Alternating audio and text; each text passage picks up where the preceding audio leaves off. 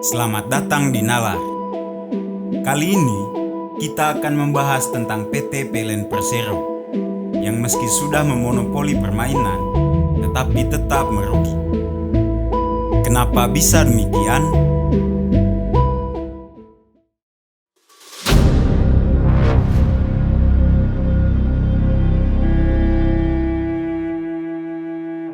Salah satu tugas negara adalah mengatur pengelolaan sumber daya alam dengan tujuan agar digunakan untuk sebesar-besarnya demi kemakmuran rakyat. Salah satu implementasinya adalah dengan dibentuknya Badan Usaha Milik Negara atau BUMN sebagai badan usaha milik negara yang sebagian besar atau seluruh sahamnya adalah milik negara. Badan usaha milik negara inilah yang kemudian menjadi penyelenggara perekonomian nasional guna mewujudkan kesejahteraan masyarakat. Berdasarkan bentuk kepemilikan sahamnya, BUMN bisa berbentuk persero dan ada juga yang berbentuk perusahaan umum atau perum.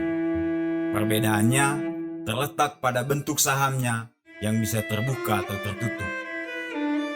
Sedangkan jika dilihat dari bidang usahanya, BUMN di Indonesia mencakup mulai dari bidang perhotelan, industri pengolahan, konstruksi, pertambangan gas, uap, listrik, dan air.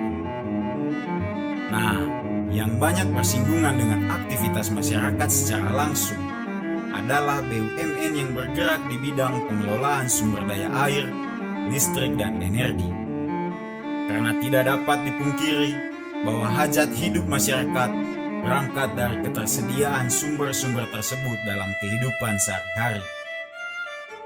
Pada dasarnya, BUMN dibentuk untuk tujuan yang sama dengan perusahaan yang lain, yaitu untuk mencari keuntungan, selain untuk mencapai tujuan mulianya, yaitu melayani kebutuhan masyarakat Indonesia. Namun, pada kenyataannya, banyak BUMN yang bukannya mendapatkan keuntungan, malah mengalami kerugian.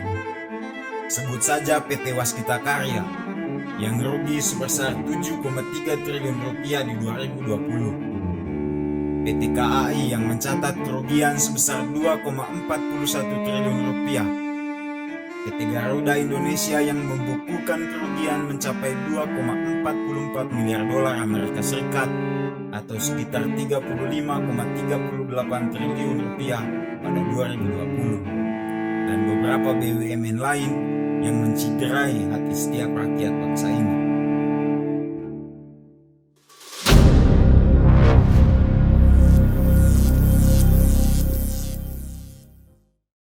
PT PLN Persero adalah satu-satunya BUMN yang mengelola sektor ketenaga listrikan berdasarkan Undang-Undang Nomor 30 Tahun 2009 tentang ketenaga listrikan, yang isinya kurang lebih memberikan hak eksklusif bagi PT PLN sebagai penyedia tenaga listrik atau memiliki hak prioritas pertama atas penyelenggaraan usaha ketenaga listrikan di Indonesia.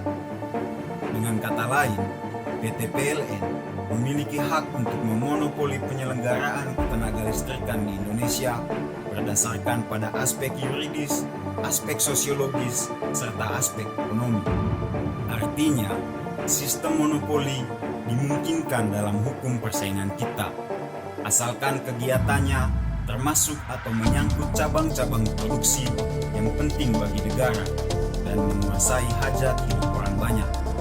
Selain itu, tindakan monopoli ini diperbolehkan apabila berdampak positif bagi rakyat banyak, dan dengan monopoli itu dapat tercapai keadaan yang lebih efisien. Namun, pada kenyataannya, masalah kelistrikan masih sering terjadi. Beberapa wilayah bahkan masih mengeluhkan kekurangan pasokan listrik. Masih terjadi pemadaman listrik bergilir yang berlangsung hingga berjam-jam dalam sehari. Dampak dari problematika kelistrikan ini salah satunya dirasakan juga oleh pelaku usaha, terutama pelaku usaha rumahan yang sangat bergantung pada listrik yang disediakan oleh PT PLN. Pemadaman listrik misalnya membuat pelaku usaha mau tidak mau menghentikan kegiatan produksinya Hal ini pun mengakibatkan kerugian bahkan hingga triliunan rupiah. Selain itu, masyarakat juga mengeluhkan penetapan tarif listrik yang dinilai mahal oleh PLN. Untuk keperluan rumah tangga dan industri rumahan dengan tegangan rendah non-subsidi misalnya, tarif listrik berkisar antara Rp1.352 sampai Rp6.600 per kWh. Keluhan yang sama juga datang dari pelaku usaha. Untuk golongan bisnis besar dengan tegangan menengah non-subsidi di atas 200 kVA, tarif listrik yang dikenakan mencapai Rp1.114,74 per kWh. Dan untuk bisnis besar dengan tegangan tinggi non-subsidi di atas 30.000 kVA, dibanderol dengan harga Rp996,74 per kWh. Bahkan pada 2021 lalu, pemerintah berencana mengubah skema penyaluran subsidi listrik dan akan menghapus kompensasi kepada pelanggan PLN non-subsidi. Hal ini tentu akan berdampak pada tagihan listrik yang lebih mahal dari sebelumnya. Kebijakan ini masih digodok dan akan diberlakukan paling lambat tahun 2022 ini.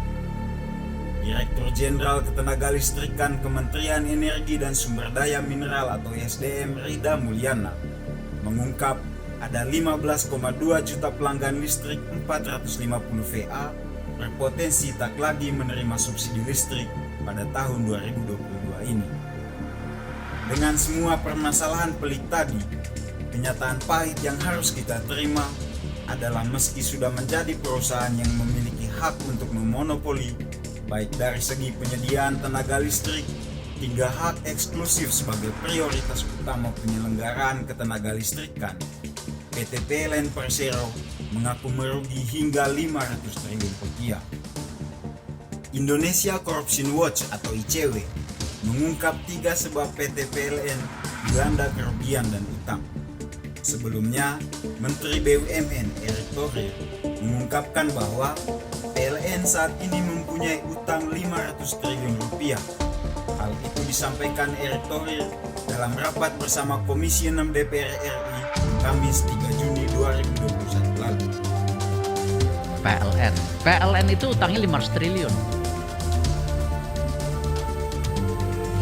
Tidak ada jalan kalau PLN itu tidak segera disehatkan. Salah satunya kenapa sejak awal kami meminta Capex PLN ditekan sampai 50%. Kalau bapak-bapak sama ibu-ibu ingat, waktu itu seperti itu.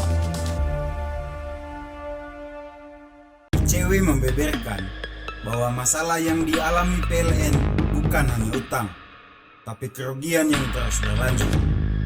Pada kuartal pertama 2020 menurut ICW, PLN mengalami kerugian hingga 38,88 triliun rupiah. Pada kuartal ketiga tahun 2020, kerugian PLN mencapai 12,14 triliun rupiah.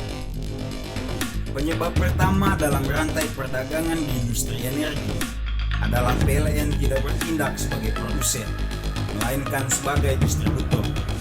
Sebagai distributor, PLN membeli listrik dari PLTU swasta, kemudian menjual kembali ke masyarakat. Saat PLN membeli banyak listrik dari PLTU swasta namun tidak terjual seluruhnya ke masyarakat, disitulah PLN mengalami kerugian. Tulis ICW yang diunggah di akun Twitter resminya @antikorupsi pada 30 Mei 2021. Penyebab kedua adalah mahalnya bahan baku PLTU dalam memproduksi tenaga listrik. Laporan ICW menunjukkan 40% bahan baku PLTU adalah batubara, sehingga permainan harga batubara akan berpengaruh pada harga listrik yang dibeli oleh PLN. Laporan International Institute for Sustainable Development atau IISD menyebutkan biaya yang harus dikeluarkan oleh pembangkit listrik berbahan batubara lebih mahal dibandingkan menggunakan energi terbarukan seperti angin, matahari atau air. Penyebab ketiga adalah tentu saja korupsi. Hasil kajian ICW menyebutkan PLN, PLTU, dan energi kotor batu bara tidak bisa dilepaskan dari praktek korupsi dan konflik kepentingan.